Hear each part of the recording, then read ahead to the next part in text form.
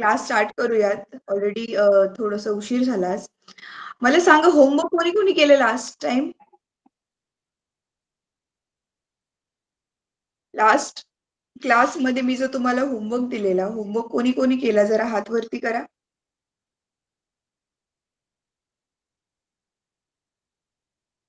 मला तुमचे हात नाही दिसत आहेत रे. काय केलं तुम्ही होमवर्क? अच्छा बरं, ठीक आहे. क्विकली मला कोण सांगेल लास्ट क्लासमध्ये आपण लास्ट टॉपिक कुठपर्यंत संपवलेला आणि कुठे थांबलेलो आपण?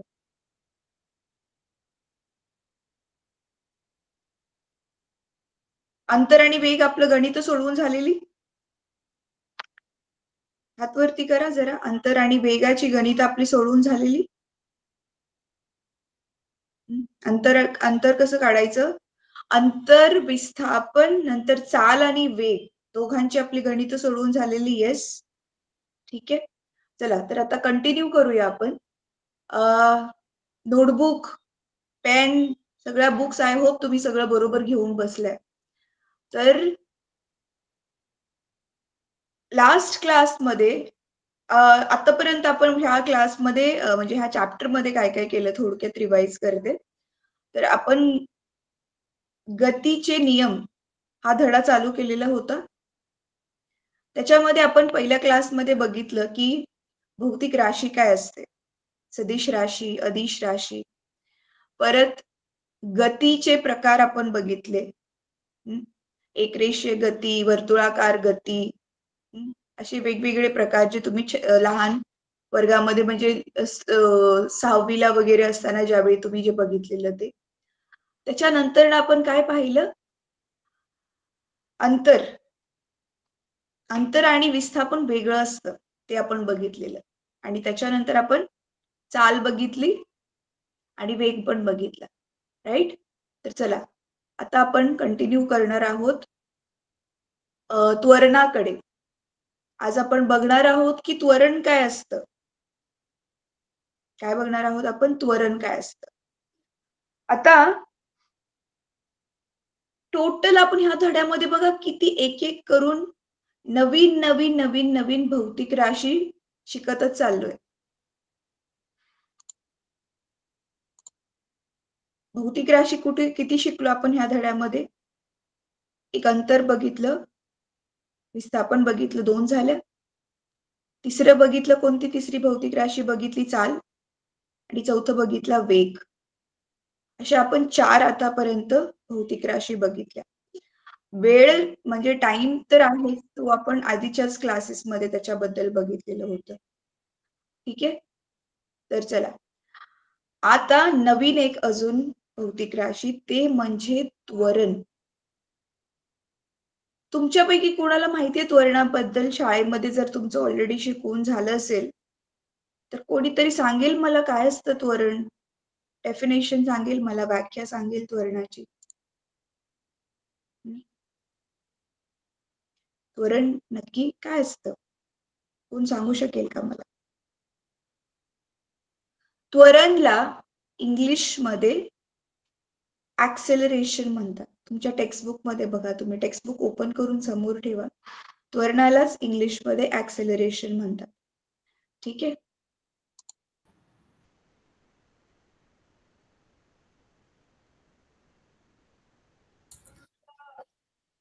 आता हे ॲक्सेलरेशन काय असतं? ॲक्सेलरेशन कधी येतं? म्हणजे कधी येतं त्या उदाहरणामध्ये ॲक्सेलरेशनचा संबंध कधी येतो? नीट ऐका मुलांनो मी जे म्हणते. जेव्हा एखादी वस्तू पहिली गोष्ट म्हणजे ती वस्तू एका जागेला थांबलेली नाहीये.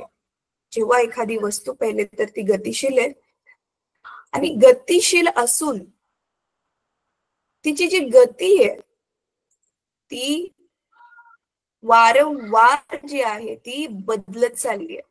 म्हणजे काय होतंय? जसं माना की तुम्ही गाडीमध्ये बसलाय. हे आपलं दैनंदिन जीवनामधलं एक्झाम्पल आहे. तर गाडी बघा आधी थांबलेली असते ज्यावेळी आपण गाडीमध्ये चढतोय. त्याच्यानंतर ना काय होतंय? तर ते गाडीमध्ये बघा ते स्पीडोमीटर असतो, ज्याच्यात स्पीड दिसते आपल्याला, तो थोडासा 10 वर जातो, 20 वर जातो 40 वर जातो. म्हणजे काय होते, गती वाढत, म्हणजे गती 0 40 पर्यंत गेली म्हणजे चेंज झाली ना, बदलत बदलत गेली. मग ही गती ज्यावेळी वस्तूकडे असते त्यावेळीच आपण म्हणतो की ते त्वरण आहे. आणि म्हणूनच बघा, त्या गाडीची आपल्याला गतीच बदलायची असते. सुरुवातीला गाडीची गती 0 असते आणि नंतर आपल्याला त्या गाडीची गतीच बदलायची असते, तिला चालू करायचं असतं. म्हणून ऍक्सेलरेटर म्हणून एक गोष्ट असते गाडीमध्ये. गाडी चालू करताना तो ऍक्सेलरेटरच दाबण्यात येतो. आय होप मी काय म्हणते तुम्हाला कळते. ठीक आहे, तर चला आता मी तुम्हाला स्क्रीन शेअर करते आधी तुमच्या बरोबर. तुमचं टेक्स्टबुक ओपन करा.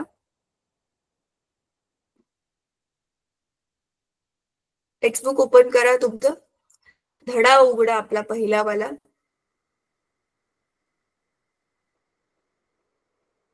गतीचे नियम.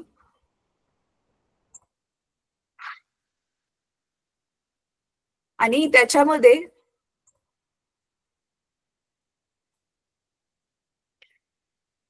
हा त्वरणवाला टॉपिक काढा.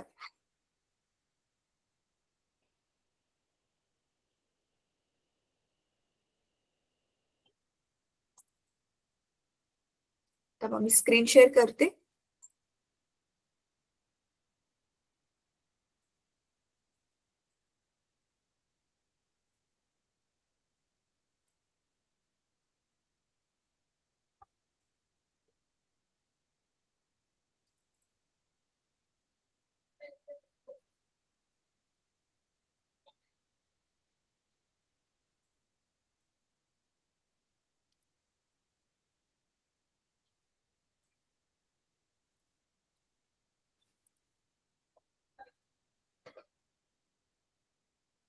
बघा टेक्स्टबुक.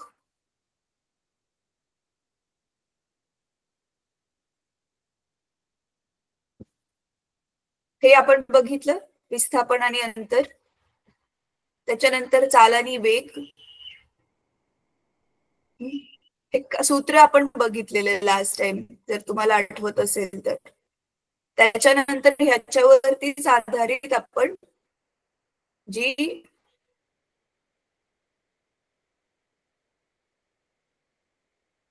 काही गणित सोडवलेली आणि तुम्हाला मी होमवर्कला तुमच्या पाठ्यपुस्तकामधलीच गणित दिलेली, जेवढं मला आठवतंय अ आणि ई होत ते. एक मिनिट मी बघते.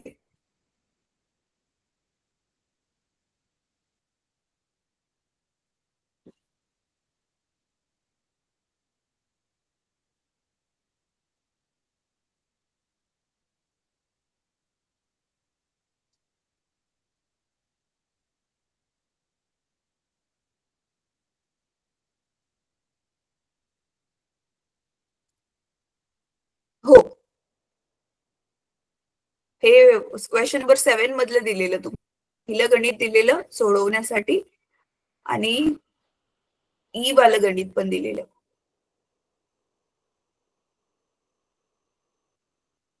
सरासरी चाल काय असेल का हे विचारलेलं तुम्हाला. बरं ठीक आहे, आपण ह्याच्यामधलं एक गणित आज सोडवूयात, हे त्वरणवाला टॉपिक पूर्ण झाल्यानंतर. ठीक आहे, तर चला आता त्वरण समजून घेऊया की त्वरण काय आहे. तर पुस्तकामध्ये त्वरणवाला जो टॉपिक आहे त्याच्यावरती या. हा धडा ना मुलांना थोडासा मोठा आहे आणि जेवढं मला माहितीये बहुतेक तुमची आता 18 तारखेपासून परीक्षा आहे, बरोबर आहे. तर आपलं जेवढं होईल आपण ऍटलिस्ट थोडं तरी तुम्ही परफेक्टली करून घ्या आणि ट्राय करा की लिहून प्रॅक्टिस करा, म्हणजे तुमच्या ते जास्त लक्षात राहील. बरं ठीक आहे, चला. तर बघा, हे त्वरण ह्याच्याबद्दल आपण बोलतोय. त्वरण म्हणजे काय आहे? ऍक्सेलरेशन. ठीक आहे, तर चला आता ना मी तुम्हाला दुसऱ्या माझ्या स्क्रीनवरती हे लिहून शिकवते नक्की काय आहे ते. तर त्वरणाची व्याख्या बघा बरं तुमच्या पुस्तकामध्ये. कोणीतरी पुढे येऊन मला मोठ्याने जरा ती व्याख्या वाचून दाखवेल का?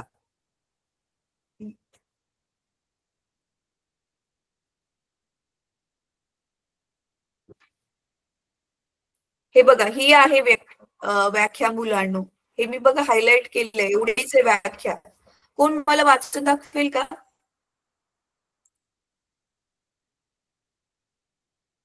कोणीतरी एक जण वाचून दाखवेल. बस बघा, एकच छोटीशी लाईन वाचायची फक्त.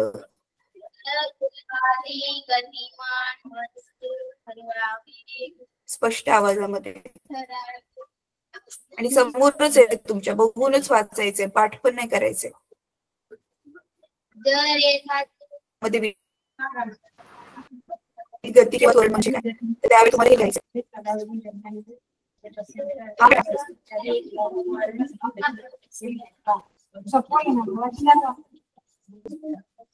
थोडं लवकर बेटा. ठीक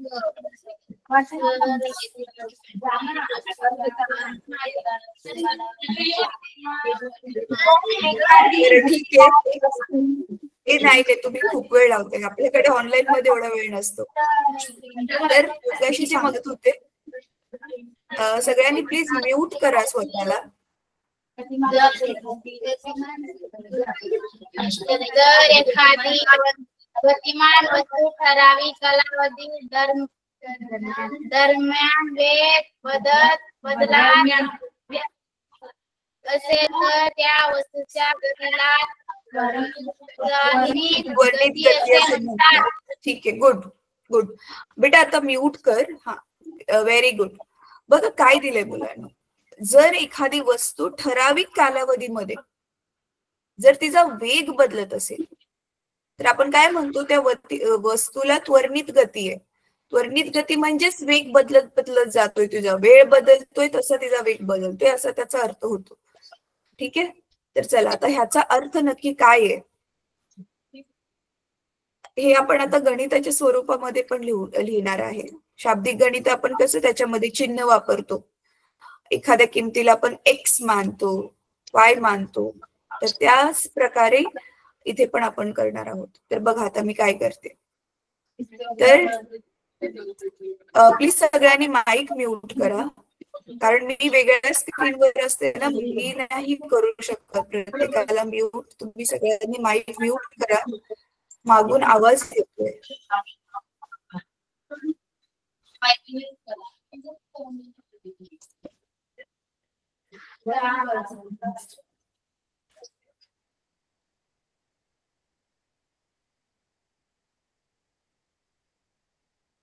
ओके, चला. तर आता स्क्रीन शेअर करते.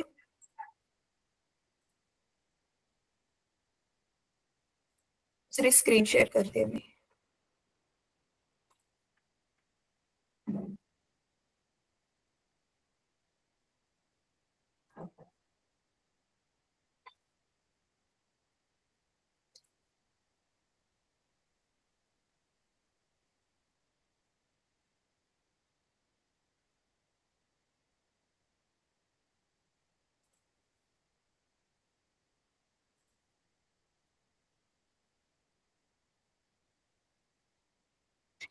नीट बघा हा. आता मुलांनो, हे थोडस लोड होतंय. आता ना आपण एक तोपर्यंत लोड होते तोपर्यंत मी तुम्हाला असंच एक्सप्लेन करते. समजा सिंपल एक्झाम्पल घेऊया. तुम्ही तुमच्या घरापासून की नाही बसमध्ये बसला, तर बसमध्ये बसल्यावरती सुरुवातीचा वेग बसचा 0 होता ऑब्वियस. पण आपण ते न धरता समजा बस चालू झाली आणि 5-7 मिनिटानंतर ना, बस चालू झाल्यावर 5-7 मिनिटानंतर ना तुम्ही काय केलं, घड्याळात टाइम बघितला. समजा बरोबर सकाळी 11 वाजलेत आणि 11 वाजता बघितल्यानंतर ना तुम्ही त्याचं हे नोट केलं, टायमिंग नोट केला की चला आता 11 वाजलेत, आणि तुम्ही ना ड्रायव्हरच्या सीटच्या जवळ पण जाऊन चेक केलं की त्याचं स्पीडोमीटर त्यावेळी किती स्पीड दाखवते. समजा त्यावेळी त्या स्पीडोमीटरची जी स्पीड दाखवत होतं ते म्हणजे किती स्पीडने त्यावेळी जी गाडी चाललेली आहे ते जे दाखवत त्याचं मान किती होतं, ते होतं 30 होतं समजा. तर मी काय म्हंटल, 11 वाजता किती आहे? 11 वाजता तुम्ही बघितलं तर त्याचं स्पीडोमीटर किती किंमत दाखवते? किती किंमत दाखवते त्याचं स्पीडोमीटर? 30 किलोमीटर. ठीक आहे. तर बघा मग आता मी कसं लिहिते, आपण टाइम लिहूया इथे. टाइम त्याला आपण T1 देऊया नाव, म्हणजे पहिला टाइम जो मी मोजला तो किती होता? 11 वाजलेल्या. ठीक आहे, 11 AM. आणि त्याच्यासाठी स्पीड किती होता? आता सुरुवातीचा स्पीड आहे, सुरुवातीचा स्पीड जो आहे किंवा सुरुवातीचा जो वेग आहे मुलांना नेहमी लक्षात ठेवा, त्याला U लिहितात. ठीक आहे, तर तो मी किती सांगितलाय? 30 किलोमीटर पर आर. ठीक आहे. आता तुम्ही ना समजा 1 तास बसमध्येच आहे आणि नंतर डायरेक्ट 12 वाजता जाऊन बघितलं. किती वाजता? 12 वाजता. ठीक आहे.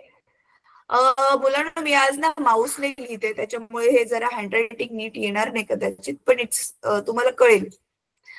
तर 12 वाजता जाऊन बघितलं आणि त्याचा आता दुसरा वाला वेग मी मोजला परत स्पीडोमीटर वरती. समजा त्यावेळी ना तो 40 दाखवत होता. किती दाखवत होता? 40. ठीक आहे. आणि अंतिम जो वेग आहे तो आपण V ने दर्शवतो. ठीक आहे, तर तिथे 40 किलोमीटर प्रति तास. ठीक आहे. तर मग आता डेफिनेशन, आपली व्याख्या काय सांगते की विशिष्ट कालावधीमध्ये वेग बदलतोय. बरोबर आहे. आता तो विशिष्ट कालावधी काय आपल्याकडे? हा 11 वाजल्यापासून 12 वाजेपर्यंत, म्हणजे 1 तास हा विशिष्ट कालावधी आहे. म्हणजे सिंपल क्वेश्चन काय की 1 तासामध्ये किती तिचा वेग बदलला बसचा? कोण सांगेल मला? हे तर समोर समोरच दिसतंय तुम्हाला. 1 तासात बसचा वेग कितीने बदललाय? आधी 30 होता, नंतर 40 झाला. बरोबर, मग कितीने बदलला?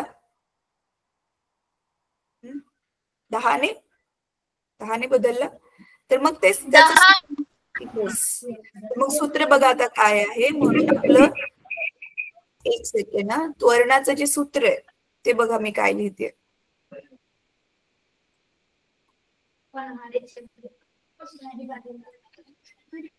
एक मिनिट हा.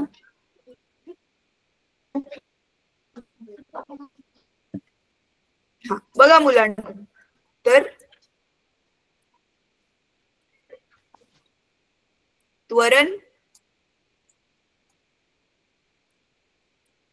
त्वरणला आपण A ह्या लेटरने दर्शवतो. हा, स्मॉल a. तर सूत्र आहे वेगातील बदल भागिले काळ. वेगामध्ये किती बदल होतोय भागिले काळ. तर मग बदल नेहमी आपण काढतो.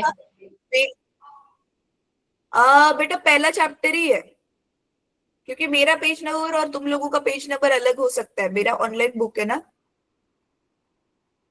पहले चैप्टर में ही देख, एक्सेलरेशन त्वरण करके दिया हुआ है, पहले ही चैप्टर में ढूंढना है तुझे. हा, तर मग बघा वेगातील बदल आहे आपल्या अंशामध्ये. बघा तुम्ही सूत्रामध्ये वेगातील बदल, मग नेहमी आपण बदल काढताना ना नेहमी अंतिम गोष्टीमधून सुरुवातीची गोष्ट वजा करतो. म्हणून बघा पुस्तकामध्ये नीट सूत्र काय दिलेलं आहे? अंतिम वेग वजा सुरुवातीचा वेग भागिले काल. अंतिम वेग वजा सुरुवातीचा वेग भागिले काल. तर अंतिम वेग आपला किती घेतलाय आपण इथे? V मांडलेला आहे त्याला. तर V सुरुवातीचा वेग किती आहे? U भागिले आपण विशिष्ट काळ, म्हणजे ह्याच्यामध्ये पण अंतिम टाइम आपण किती घेतलेला आणि सुरुवातीचा टाइम किती आपण मोजलेला ते टाइम घ्यावं लागेल. म्हणून पण त्यांची जी वजाबाकी आपण ती T घेऊया. म्हणजे 1 तासात किती बदल झालाय ते काढतोय ना. मग 1 तासाचा जो कालावधी आहे त्याला आपण T मानूया इथे. मग किंमत ठेवा आता. तर इथे आपण T काढण्यासाठी आपल्याला काय करावं लागेल? T काढण्यासाठी 12 मधून 11 वजा करावं लागेल ना. 12 वाजल्यामधून 11 वाजलेली वजा करावं लागेल. म्हणजेच आपला टोटल इथे ऍक्च्युअल मध्ये टाइम किती आहे? 1 तास, 1 आवर. म्हणून मग आता इथे किमती ठेवा. तर 40 आपला अंतिम वेग आहे, 30 आपला सुरुवातीचा वेग आहे आणि टाइम आपला 1 तास आहे. म्हणून बघा उत्तर किती आलं, तर आपलं त्वरणाची किंमत किती आलेली आहे 10. आणि आता त्वरणाचं युनिट म्हणजे एकक बघा काय आहे. हा ऍक्च्युली त्वरण काय आहे, वेग कुठला तरी वेगामधला बदल वेग भागिले काळ आहे ना, तर म्हणजे वरती वेगच आहे, वेगातला बदल जरी असला तरी वेगच आहे आणि खाली टाइम म्हणजे टी आहे. तर वेग आपण कशामध्ये मोजतो, मीटर पर सेकंड मध्ये, बरोबर आहे. आणि टाइम कशामध्ये मोजतो, सेकंड मध्ये. तर वरती मीटर पर सेकंड आहे, खाली सेकंड आहे. म्हणजे ज्या दोन गोष्टींचा भागाकार आपण करतोय त्या गोष्टींचीच एकक घेऊन त्यांना भागून आपल्याला त्वरणाचं पण एकक मिळेल. म्हणून बघा मीटर भागिले सेकंड, तर तुम्हाला माहितीये मग ह्या ज्या दोन गोष्टींचा आहे तो गुणाकार होणार, ते तुम्ही ऑलरेडी गणितात शिकलाय. म्हणून मग आपल्याकडे त्वरणाचं एकक येतं मीटर पर प्रति सेकंडचा वर्ग. जसं वेगाचं आपल्याकडे युनिट होतं, एकक होतो मीटर प्रति सेकंड, तसं त्वरणाचं एकक आहे मीटर प्रति सेकंडचा वर्ग. समजलं इथपर्यंत? कोणाकोणाला समजलं की काय ही त्वरण म्हणजे नक्की काय आहे, हे कोणाकोणाला समजलं? हात वर करा जरा मुलांना. इझी होतं, फक्त वेगामधला बदल घ्यायचा आणि टाइम लिहायचा. ठीक आहे, हे तुम्ही नंतर लिहून घेऊ शकता किंवा नाही लिहिलं तरी हरकत नाही, तुमच्या बुक मध्ये आहे हे. फक्त मी शिकवताना लक्ष देऊन ऐकून घ्या मुलांना की मी नक्की काय शिकवते. ठीक आहे, तर आता बघ, त्वरण समजल्यानंतर ना आता अजून एक खूप महत्वाची गोष्ट मला तुम्हाला शिकवायची आहे, ती म्हणजे ना हे बघा, धन, ऋण व शून्य त्वरण हे कधी असेल? धन, ऋण आणि शून्य त्वरण कधी असेल? आता धन त्वरण कधी असेल हे त्याचं उदाहरण मी ऑलरेडीच तुम्हाला सोडवून दाखवले. त्वरण धन कधी असेल? ज्यावेळी वस्तूची गती वाढत चालली आहे, त्याच्यामुळे ऑब्व्हियसली गती वाढलेली असल्यामुळे अंतिम गती जास्त असेल, सुरुवातीची गती कमी असेल. म्हणजे मोठ्या नंबर मधनं छोटा नंबर वजा होईल, बरोबर? बघा नीट बघा.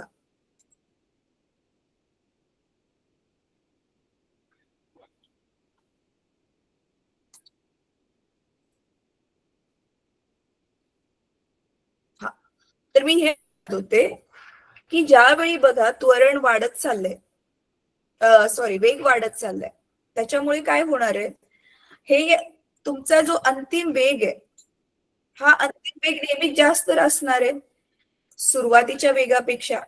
त्याच्यामुळे वजाबाकी करताना आपण नेहमी ह्या मोठ्या नंबर मधूनच छोटा नंबर वजा करू, बरोबर आहे? कारण अंतिम वेग जास्त आहे, सुरुवातीचा वेग कमी आहे, आणि त्याच्यामुळे आपलं उत्तर नेहमी जे येणार आहे ते धनच येणार आहे. पण आता बिलकुल ह्याच्या उलट बघूयात. आता ऋण त्वरण काय आहे ते समजून घेण्यासाठी बघा आता मी काय करते.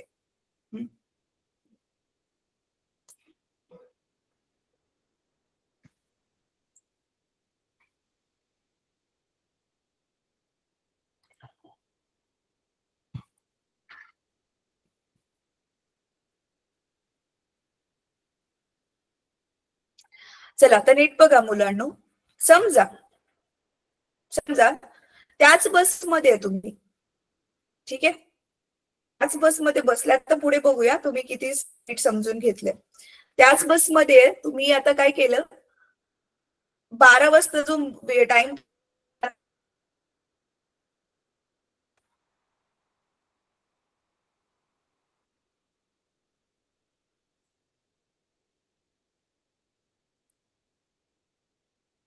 एक मिनिट हा, तर 12 वाजतीचा जो टाइम तुम्ही मोजलेला तो आपण सुरुवातीचा टाइम ज्यावेळी पकडतोय त्याला T1 पकडा, आणि T1 किती होईल मग? माझ्या ना सिस्टीमला काहीतरी झालंय मुलांना, एक मिनिट. तो 12 वाजताचा टायमिंग T1 पकडा, आणि त्यावेळी किती वेग पकडलेला आपण बसचा? 40 होता, 40 km/h होता.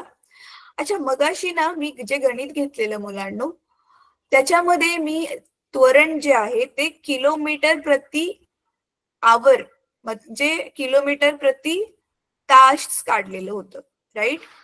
पण आपली जी SI पद्धत आहे एकक काढायची, स्टँडर्ड इंटरनॅशनल पद्धत, जे मी तुम्हाला लास्ट क्लासमध्ये एक्सप्लेन केलेलं होतं, तर त्या पद्धतीनुसार आपण जे आहे ते त्वरण मीटर प्रति सेकंडचा वर्ग त्या राशीमध्येच घेतो. ठीक आहे. तर चला आता ना ऋण त्वरण काय असतं ते बघूयात आपण.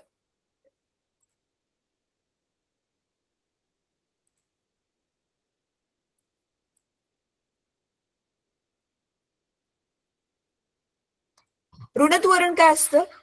चला आता तुम्ही मला कॅल्क्युलेट करून सांगा.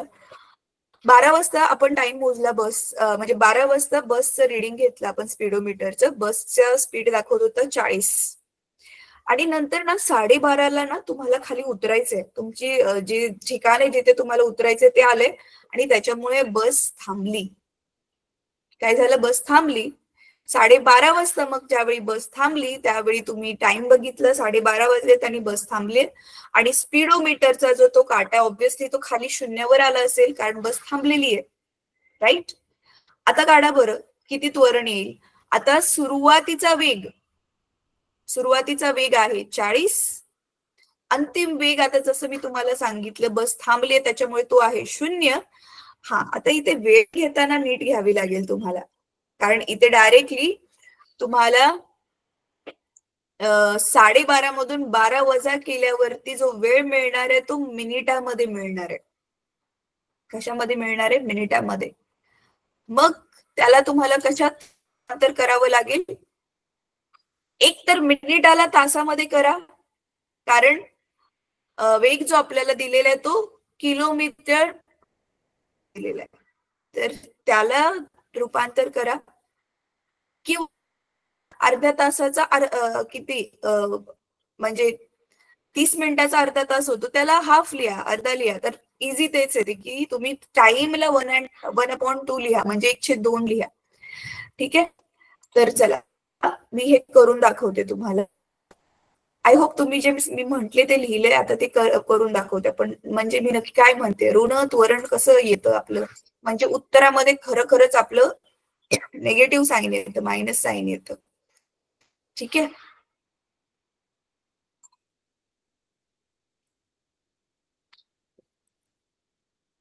चला मी दाखवते आता तुम्हाला स्क्रीन शेअर करून.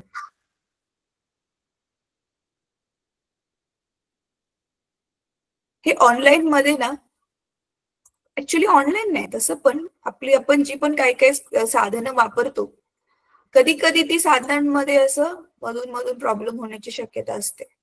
ठीक आहे. आता आय होप हे व्यवस्थित चालेल. मी ह्याला परत रिलोड केले. तर आपण सुरुवातीचा टाइम काय घेतलेला होता? T1, तो 12 वाजताचा घेतलाय, बरोबर आहे. 12 वाजून 0 मिनिटं म्हणजे, तर नुसतं 12 लिहिलंय. टाइम T2 किती घेतलाय मी? 12:30 वाजलेत, राईट. बरं, आता आपण एक सोपं काम करूया मुलांना. समजा त्यावेळी जो मी सुरुवातीचा वेग मोजलेला तो 40 मीटर प्रति सेकंड मध्ये, km/h न घेता 40 मीटर पर सेकंड मध्ये, आणि अंतिम वेग किती झालेला आहे? 0 झालेला आहे, बरोबर आहे. तर मग टाइम काढूया आपण. तर टाइम तुम्ही बघू शकता, 12 ते 12:30 म्हणजे किती झाले? ते 30 मिनिट झालेत. पण हे मला 30 मिनिटं नकोय. इथे माझा वेग मीटर प्रति सेकंड मध्ये ना, तर मला टाइम सुद्धा इथे मग कशामध्ये पाहिजे? सेकंड.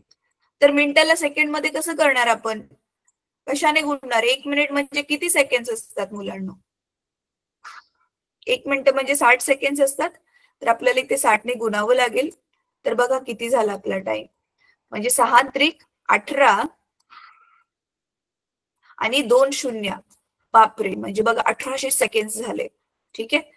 आणि मग आता त्वरण काढूयात. तर त्वरणाचं सूत्र काय आहे?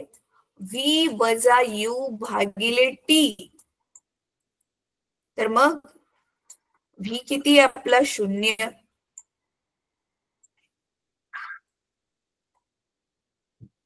यू किती आपला 40 भागिले किती आलं 1800. चला हे कॅल्क्युलेट करा. आता हे कॅल्क्युलेशन तर सोपं आहे ना. बघा शून्यामधून कुठली पण गोष्ट वजा केल्यावर तीच राहणार आहे, तुम्हाला माहिती आहे ऑलरेडी. पण उत्तर वजा येईल ना, वजा 40 येईल जसंच्या तसं, आणि इथे खाली राहील 1800. बरोबर आहे. तर हा 0 0 कट होईल आणि काय राहील आपल्याकडे वजा 4 भागिले 180. तर सध्या ह्याला तुम्ही पॉइंट मध्ये उत्तर काढू शकता, मी सध्या असंच ठेवते. तर बघा उत्तर आलं ना, मेन तर हेच होतं की आपल्याला उत्तर वजा मिळतं. तर आलं उत्तर ऋण, मायनस साइन आलं, त्यालाच म्हणतात ऋण त्वरण. मग ऋण त्वरण कधी असतं वस्तूला, जर वस्तूची गती कमी कमी कमी होत जात असेल तर त्याला ऋण त्वरण म्हणतात. ठीक आहे. मग त्याच्यासाठी पण एक शब्द आहे, ऋण त्वरणला एक वेगळा शब्द दिलाय. त्वरण असं गणितासारखं नाव वाटतं ना, म्हणून मग त्याला जे नाव दिलेलं आहे अवत्वरण किंवा मंदन नाव दिलंय बघा तुमच्या पुस्तकामध्ये. चेक करा बरं. वस्तूची सिंपल आहे रे, वस्तूची गती मंद होते वस्तूची गती कमी होते, म्हणून मग त्याला काय नाव दिलेलं आहे, वस्तूची गती वाढते त्यावेळी त्वरण आणि मंद होते त्यावेळी मंदन. सिंपल. त्वरण मंदन आणि किंवा अवतरण पण म्हणतात त्याला. तर टेक्स्टबुक मध्ये बघा, एक मिनिट मी पण टेक्स्टबुक तुमचं शेअर करते. टेक्स्टबुक मध्ये बघा तुम्ही,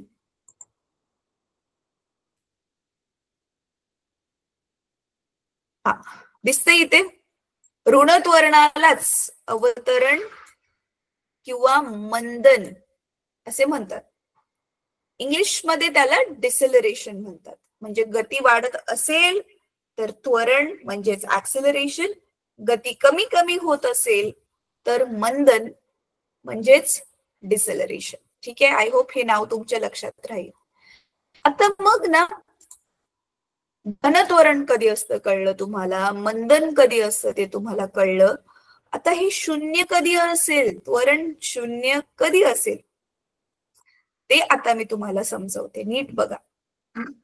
आता 0 त्वरण समजून घेण्यासाठी की म्हणजे ज्यावेळी त्वरणाची किंमत तुमची 0 येते, ऑब्विसली ना जर एखादी वस्तू गतिमान आहे तर एकतर वेळ तर पुढे जाणारच आहे. आपण घड्याळाला थांबवू शकतो का, म्हणजे वेळेला थांबवू शकतो का, वेळ नाही थांबवू शकत.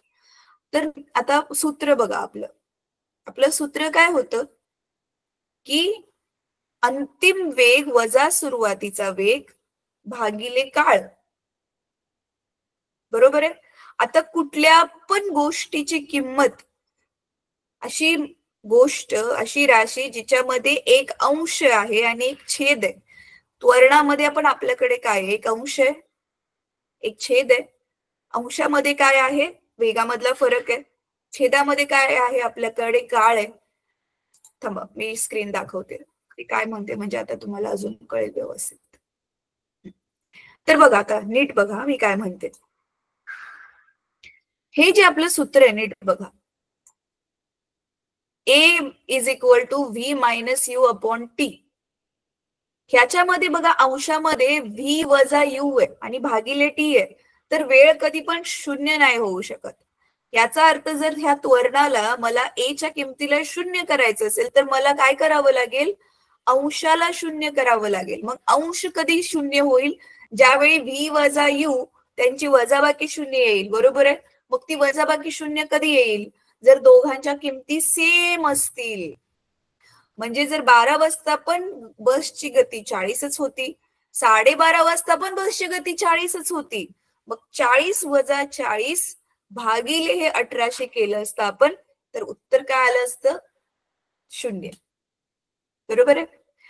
तर मग ह्याचा अर्थ काय, जर दोन्ही राशी जर दोन्ही राशी म्हणजे सुरुवातीचा वेग आणि अंतिम वेग हे दोन्ही सेम सेम असतील तर मग त्वरण काय बनेल?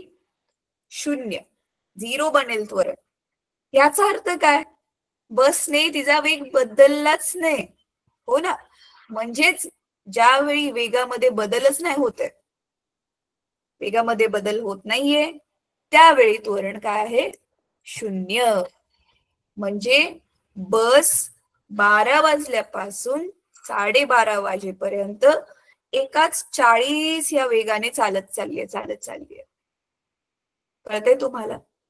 मग अशा गतीला एक स्पेशल नाव दिलंय मुलांना. इथे गती किंवा वेग म्हणा बसचा एक सारखा आहे. 40 40 40 12 वाजल्यापासून 12:30 वाजेपर्यंत. 12 वाजता बघितलं 40 आहे, 12:15 बघितलं तो पण 40 आहे, 12:30 बघितलं तेव्हा पण 40 आहे. एक समान वेग ज्यावेळी वस्तूचा असतो तिचा वेग बदलत नाही, मग त्या गतीला आपण म्हणतो एक समान गती. इझी. समान वेगाने ती चाललीये म्हणून त्याला काय म्हणतो आपण? समान गतीने चालले, समान वेगाने चालले म्हणून आपण त्याला म्हणतो एक समान गती. तुमच्या पुस्तकामध्ये बघा पुढचा टॉपिक दिलेला आहे. आता हे एक समान गतीला अजून आता आपण वेग सेम मेंटेन केलाय ते बघितलं. आता वेग मेंटेन केला असेल तर त्याचा परिणाम बघा काय होतो. समजा वस्तू आता इथे ना, ती बस इथे ए ला आहे, ठीक आहे, ह्या बिंदूला आहे ती वस्तू, आणि त्या वस्तूने काय केलं? ए पासून बी पर्यंत गेली.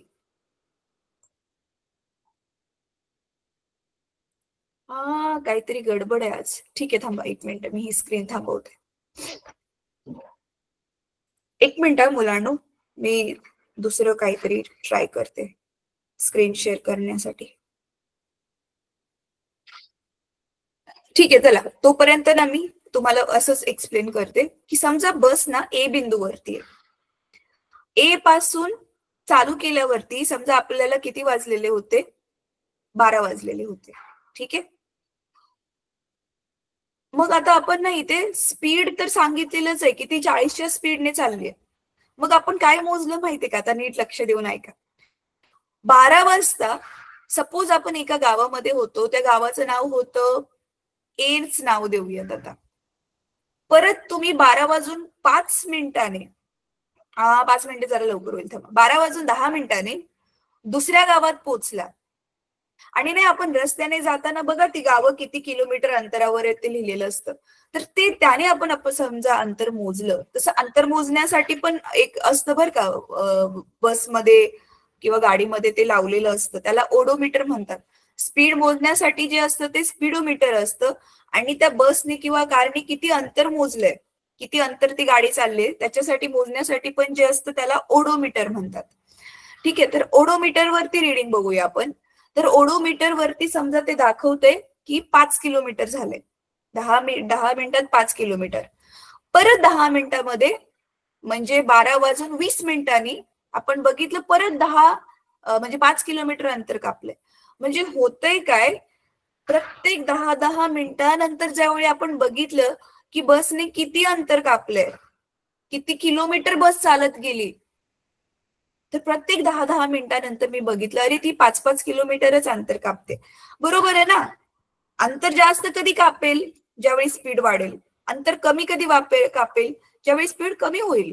जर आपला स्पीडच नाही बदलत आहे, बरोबर आहे, आपला स्पीड 40 म्हणजे 40 वरच आहे, तर ज्यावेळी आपला स्पीडच नाही बदलत आहे तर त्यावेळी बस सेमच अंतर कापेल ना. मग सांगायचा अर्थ काय आहे की ज्यावेळी कुठली पण वस्तू एक समान गतीमध्ये असते त्यावेळी ती समान काळामध्ये समान अंतर कापते. तर बघा आता हे तुमच्या पुस्तकामध्ये दिलेलं आहे, ते तुम्हाला पाठ करायचंय. आणि आजचा होमवर्क सांगते मुलांनो, प्लीज तुम्ही होमवर्क करा, मी रिक्वेस्ट करते. नाहीतरी नुसतं ऐकून काही फायदा नाहीये. थोडं थोडस लक्षात राहील, नंतर परत सगळं विसरून जाईल. आणि सेम ज्या दिवशी होमवर्क दिलाय त्याच दिवशी होमवर्क करणं खूप जास्त गरजेचं आहे मुलांना. कारण आपला मेंदू 8 तासानंतर आपण जे शिकलोय ते विसरायला सुरुवात होते. हा बघा इथे दिलेलं आहे, एक समान गतीसाठी अंतर आणि काल आलेख. तर आलेख तर आपण नेक्स्ट क्लासमध्ये काढणार आहोत, पण इथे एक समान गतीची हे बघा व्याख्या नाही दिली आहे इथे.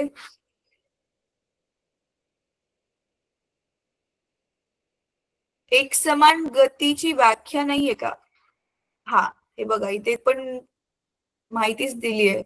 बरं ठीक आहे, मी सांगते मुलांना, तुमच्या बुक मध्ये तुम्ही नंतर शोधा.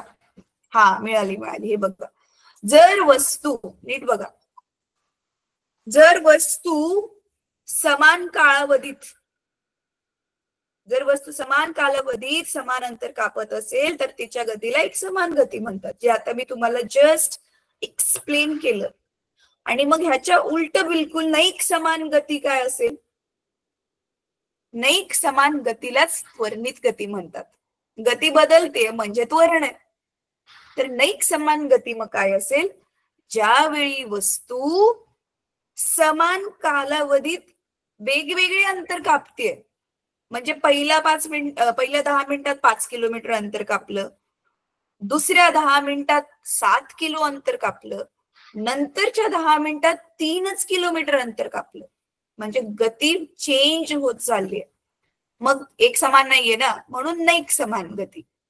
ठीक आहे, इझी. तर आता ही एक समान गती आणि नैक समान गती ह्याच्यामधला फरक आपण लिहिणार, पुढच्या क्लासमध्ये डिस्कस करू, पण तुमच्या बाजूने तुम्ही त्याला लिहायला ट्राय करा.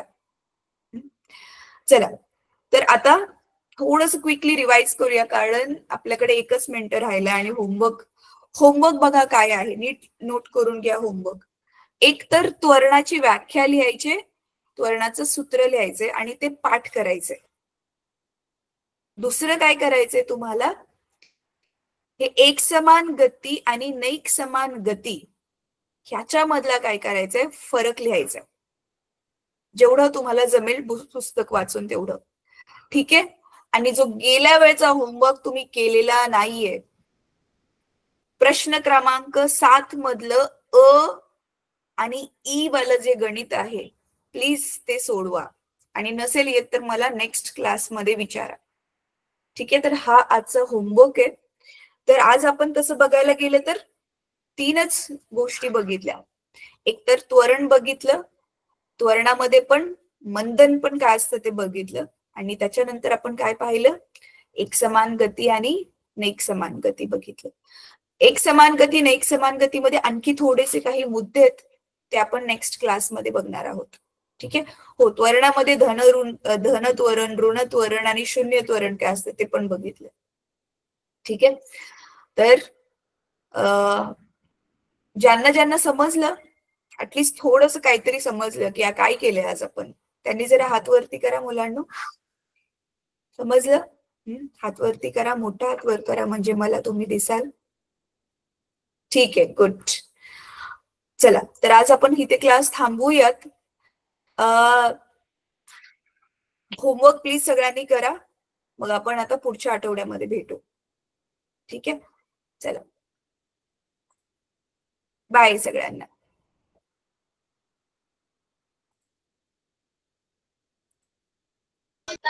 Bye ma'am.